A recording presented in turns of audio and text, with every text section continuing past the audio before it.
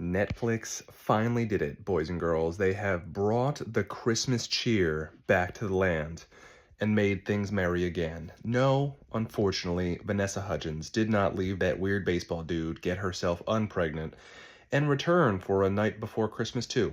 That was what I was hoping. That's what I needed, but that's not what happened. But instead, more Lindsay Lohan movies got released for Christmas, and those suck because Lindsay Lohan, while a good recovery story, not a good actress or fun to look at. So then they're like, you know what? We need a different version of a Christmas movie. How do we do that?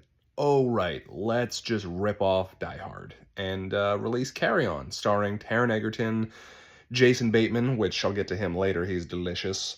And Sophia Carson. I don't know where she's from, but apparently my fiance knew who she was. And I'm like, she's meh. So anyway, Netflix's Carry On, which takes place during Christmas time at the airport at LAX, is kind of like a Die Hard style Christmas movie. It's not really Christmas, but it happens during Christmas, and it's pretty good.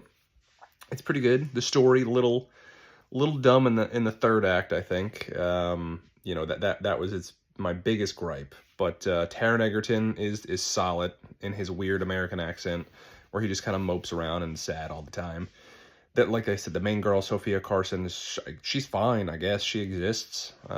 She's not good nor bad, but the star of the show, the Hans Gruber, which makes this movie closer to Die Hard than it ever should have been, Jason Bateman. That man is fantastic as the villain. I was rooting for him the whole time, to be honest.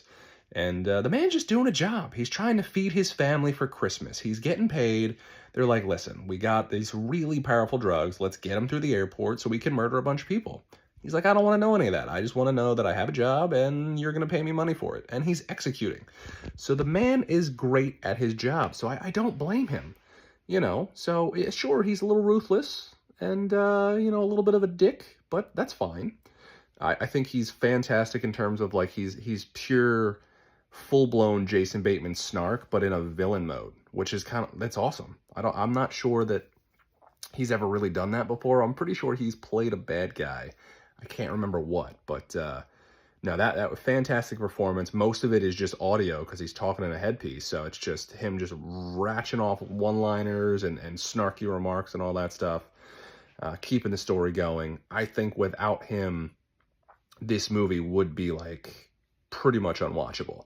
He elevates the movie a whole lot, much like Hans. See, that's not fair. Bruce Willis was great in Die Hard, so it's hard to compare this truly to Die Hard because Die Hard was a much better, well-rounded movie. But this is a pretty close, B-level version of Die Hard, especially because of Jason Bateman. Now, what I wanted to do was have Jason Bateman, spoiler alert. I wanted Jason Bateman to live, because then they could have just made another one with Jason Bateman. Without him, I don't want to see a fucking sequel to this unless they bring back someone else even better than Jason Bateman, but that's going to be hard to do. Maybe Bryan Cranston. Ooh, maybe Bryan Cranston. But, Jason Bateman, I can't say this enough. He was fantastic. He was a Hans Gruber, great style level villain. And, I watched it solely because of him. So you're going to get some enjoyment out of it just from his role in it. The third act, like I said, kind of falls apart. The logic is absolutely horrendous. Makes zero sense. It didn't make a whole lot of sense in the beginning, and then at the end it makes just, like, it's just stupid, like retard level logic at that point. Which is fine. I mean, it's a Netflix movie. I'm not expecting a whole lot. So I was just in it for the ride with Jason Bateman.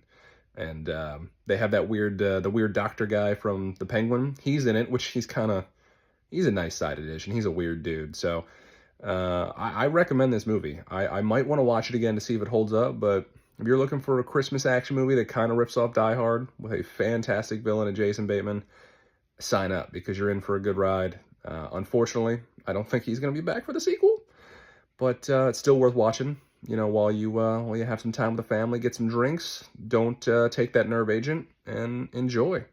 Get your carry-on ready, or just check your bag. It's probably safer.